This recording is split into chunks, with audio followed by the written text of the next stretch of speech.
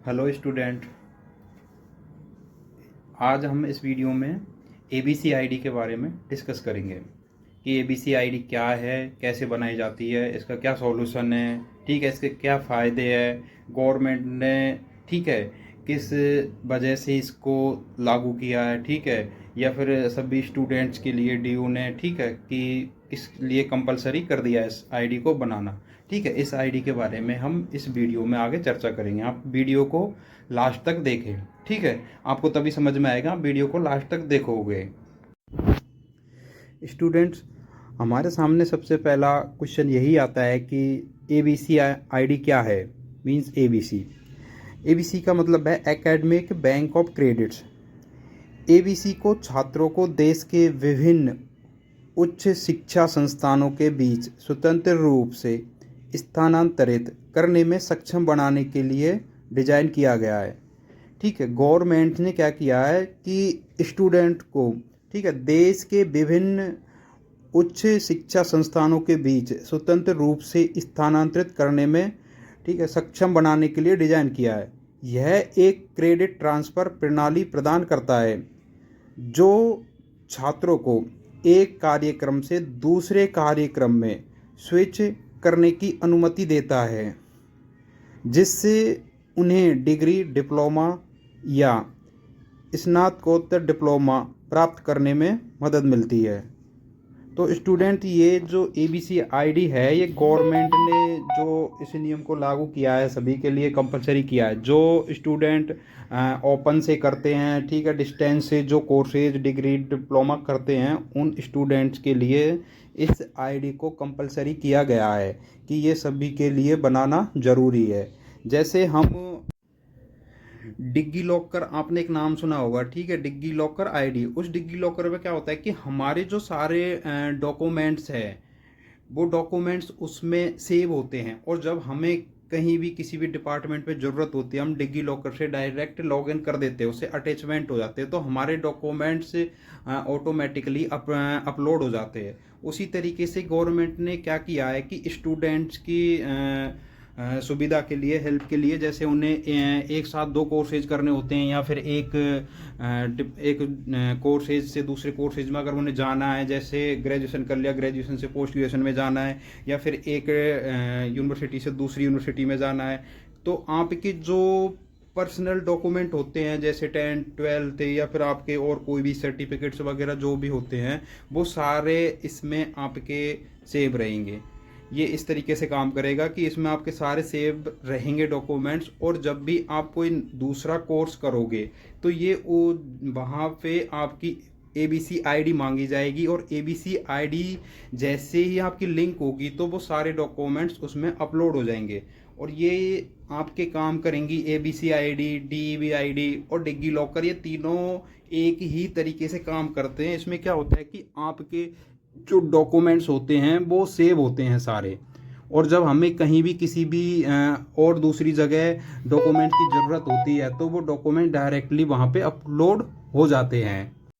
हमें डॉक्यूमेंट्स ढूंढने नहीं पड़ते। अगर हमारे डॉक्यूमेंट्स गुम गए, खो गए, चोरी हो गए, फट गए, ठीक है, ख़राब हो गए, तो इसकी हमें चिंता नहीं होती है। ठीक है, अगर हमने डिग्गी लॉकर बना रखा है, ठीक है, या फिर हमने स्टूडेंट्स ने एबीसी कार्ड बनवा रखा है, या फिर हमने, ठीक है, डीईबी आईडी बना रखी है, तो ये हमारे लिए बेनिफिट वाली बात है कि हमारे डॉक्यूमेंट से हमें अर्जेंट अगर है तो वो यहाँ से हमारा काम हो जाएगा, हमारा काम रुकेगा नहीं।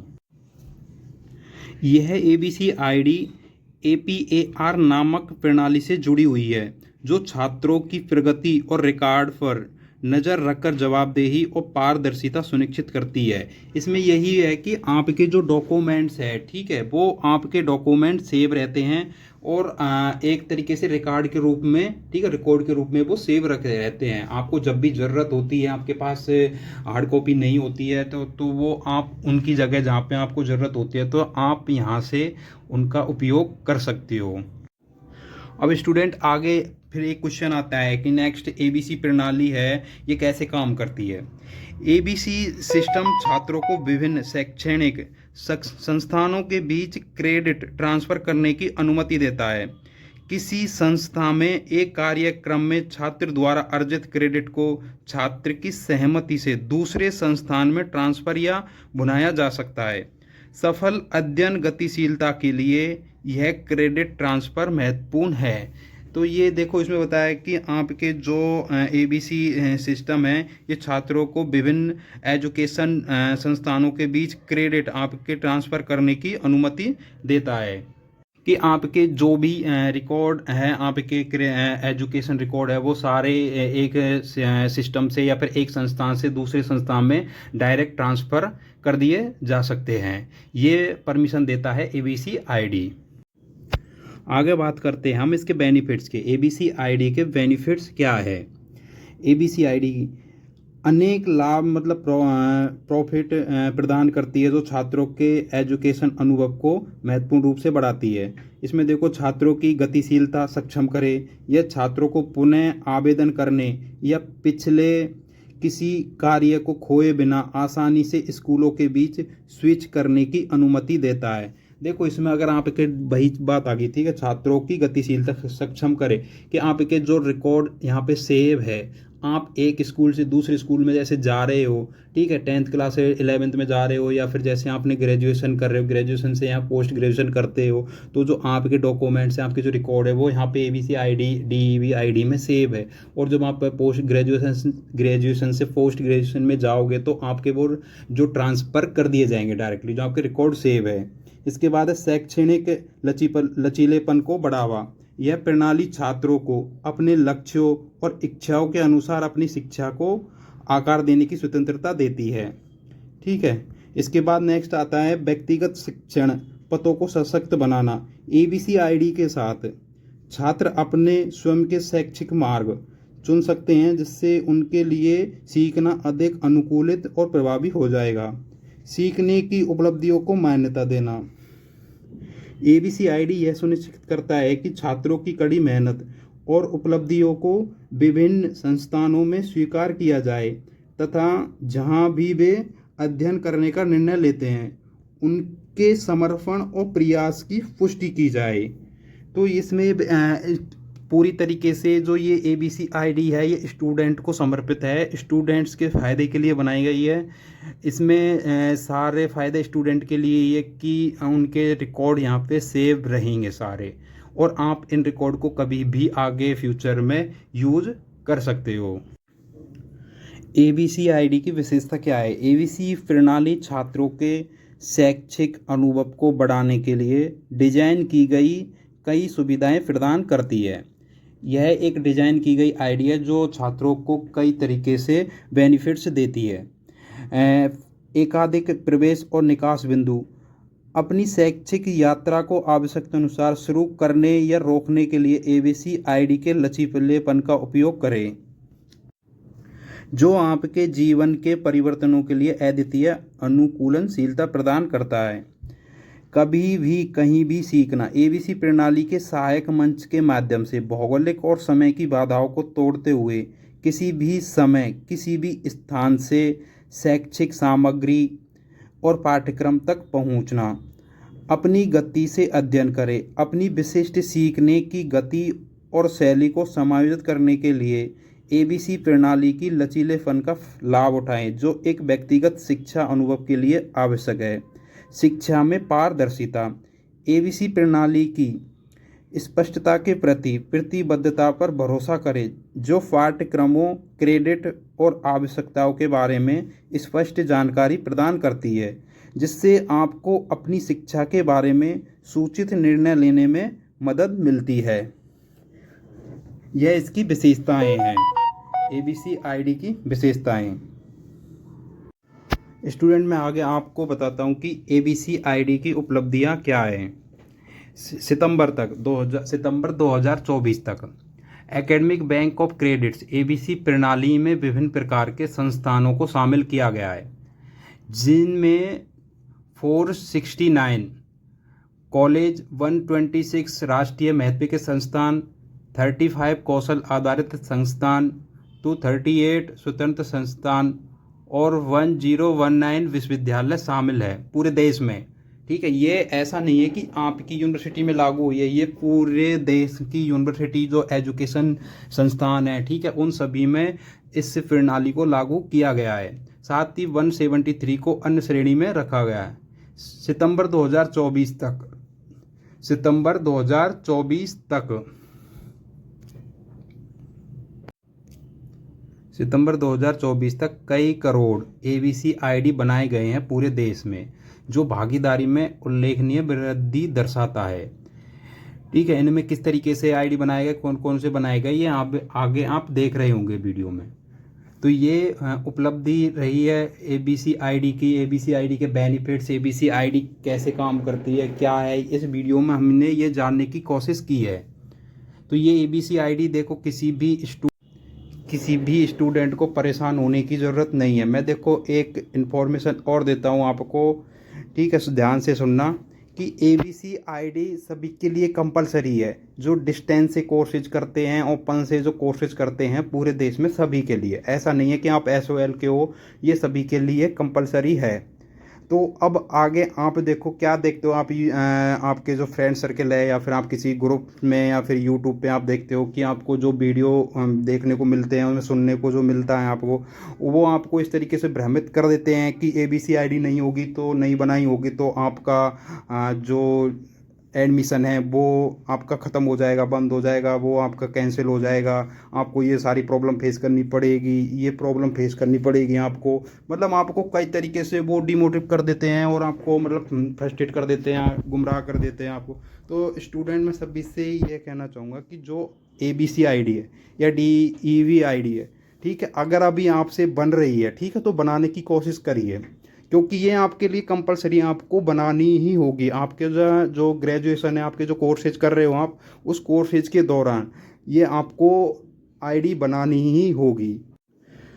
लेकिन अभी जैसे सबके सामने एक प्रॉब्लम फेस करनी पड़ी है, टेक्निकल इशू भी हो सकता है वो, या फिर लिंक से संबंधित कोई भी टेक्निकल और इशू हो सकता है, ठीक है, कि वो लिंक ओपन नहीं हो रहा है या फिर सर्वर डाउन है। तो आप उससे घबराओ मत कि कई स्टूडेंट्स की आईडी बन चुकी है, हमारी नहीं बनी है तो हमारा एडमिशन कैंसिल हो जाएगा। ऐसा कुछ नहीं होगा। देखो, जब कोई गवर्नमेंट या यूनिवर्सिटी कोई भी नियम लागू करती है, रूल्स लाती है, तो उसका ऐसे नहीं है कि उसके कई तरीके से सॉल्यूशन होते हैं। क्योंकि देखो, हम आज जानते हैं हमारा जो सोशल मीडिया है या फिर आज हमारा जो टेक्नोलॉजी का जो जनरेशन है, उसमें कई सारी स्टूडेंट, जैसे हम ऑनलाइन के उसमें आज कोई भी आईडी को लॉगिन करते हैं, ठीक है, चाहे वो हम इंटरनल असेसमेंट को लेकर के देख लो या फिर किसी भी कोई भी आईडी बनाते हैं, एबीसी आईडी, डीबी आईडी, तो उसमें क्या होता है कि टेक्निकल इशू बहुत ज़्यादा आते हैं। एक या ये होता है कि एक साथ सर्वर डाउन हो जाता है, ठीक है, तो या फिर टेक्निकल और किसी भी तरीके से इशू आ सकते हैं, हैंग हो जाता है। तो ऐसे में क्या है, हमें घबराना नहीं है और आपको या तो थोड़ा सा वेट करना चाहिए या ट्राई अगेन करते रहिए। या अगर आपके काफ़ी बार ट्राई करने के बाद में कोई आपकी जो प्रॉब्लम वो सॉल्व नहीं हो पा रही, तो आप बिना देर किए आप अपने डिपार्टमेंट में जा कर के, आपका जो यूनिवर्सिटी में जा कर के डिपार्टमेंट में डायरेक्ट कांटेक्ट कीजिए और वहाँ पे अपनी प्रॉब्लम बताइए। क्योंकि ये ऐसा होता है कि आप क्या होते हैं कि देखो देखो ये होता है कि जैसे आप अपने फ्रेंड सर्कल से या फिर आप जैसे ग्रुप्स आपके जो बने होते हैं, ठीक है, या फिर आप यूट्यूब से, इनसे आप के पास में ऐसी इन्फॉर्मेशन आ जाती है, जिससे क्या होता है कि आप या तो वेट करते हैं या फिर उनके आपके झांसे में आ जाते हैं। वो लोग आपको या तो डाइवर्ट कर देते हैं किसी भी तरीके से कि नहीं, प्रॉब्लम आ रही है, ठीक हो जाएगी, ऐसे वैसे आप ट्राई करते रहो वगैरह वगैरह। और इस चक्कर में क्या होता है कि आपका जो टाइम होता है वो टाइम आपका स्पेंड हो जाता है, टाइम निकल जाता है, आपकी डेट लिमिटेड होती है, डेट निकल जाती है। उसके बाद में आपको जब लास्ट डेट आती है, लास्ट टाइम पे आपको होश आता है एक तरीके से कि नहीं, मेरी मतलब कि प्रॉब्लम सॉल्व नहीं हो पाई, अब मैं क्या करूँ, आप परेशान हो जाते हो। तो मैं सभी स्टूडेंट्स को, ठीक है, सलाह दूंगा कि आप बिना देर किए पहले तो आप खुद से ट्राई कीजिए। आप इधर उधर से, अगर आपको किसी दोस्त को अगर इसके बारे में पता है तो उससे हेल्प लीजिए। अगर उससे भी आपकी प्रॉब्लम अगर एक जल्दी या सीमित समय समय में नहीं हो पाती तो आप बिना देर किए डिपार्टमेंट में हेल्पलाइन नंबर पे कॉल कीजिए या फिर डिपार्टमेंट में जा कर के अपनी समस्या को बताइए और सॉल्व करने के लिए आगे बढ़िए। आप देर मत कीजिए, आप ये यूट्यूब वगैरह फिर इधर उधर जा कर के ठीक है अपना टाइम वेस्ट मत करिए स्टूडेंट। मैं सभी को सलाह देता हूँ, मैं सभी स्टूडेंट्स को, चाहे वो फर्स्ट ईयर का हो, सेकेंड ईयर का, थर्ड ईयर का, जो भी SOL का स्टूडेंट है, मैं सभी को सलाह देता हूँ कि आपकी कोशिश करने के बाद में अगर आपकी जो प्रॉब्लम है वो सॉल्व नहीं हो पा रही है तो आप अपने डिपार्टमेंट में संपर्क कीजिए। आपके पास देखो 3 ऑप्शन आते हैं। आपके पास ये आता है कि सबसे पहले तो आपके जो कोई टीचर है जिनसे आपने पढ़ा है, ठीक है, जिनके उनके कांटेक्ट में रहिए तो आपको क्या है कि वो अपडेट देते रहेंगे। या फिर आपके पास दूसरा ऑप्शन ये है कि जो यूनिवर्सिटी की ऑफिशियल साइट है उस पर लगातार अपडेट रहना है।